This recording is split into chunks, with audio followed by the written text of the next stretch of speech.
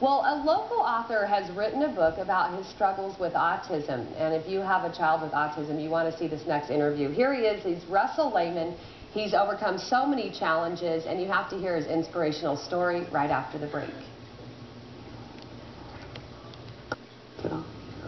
Yeah, welcome back. Well, we have a special guest today. His name is Russell Lehmann. He is so special.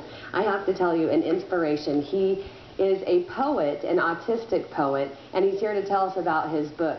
And it is called Inside Out: Stories from the Autistic Mind. Russell, welcome.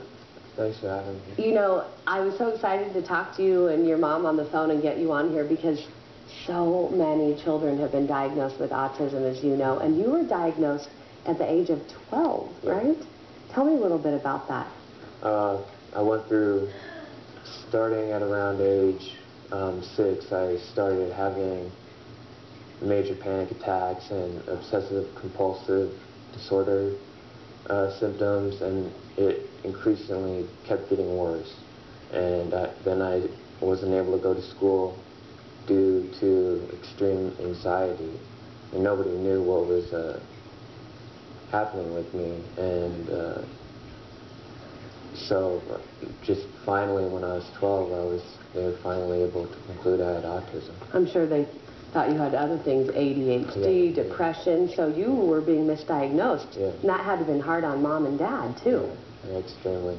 I mean, here you are at 12 years old. Oftentimes, autism seems like an epidemic. So many children are diagnosed with it. It seems like more boys than girls. Yeah.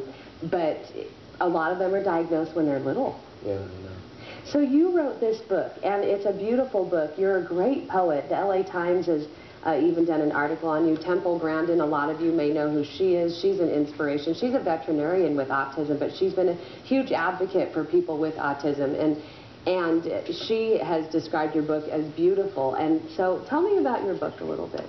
It details my struggles I've had throughout my life and all of the challenges I've overcome. The poems express my outlook on what I feel like living with autism brings to me. The ups and downs. I mean, I've been through a lot, and it's just kind of makes me mad that I can't be like a regular person, but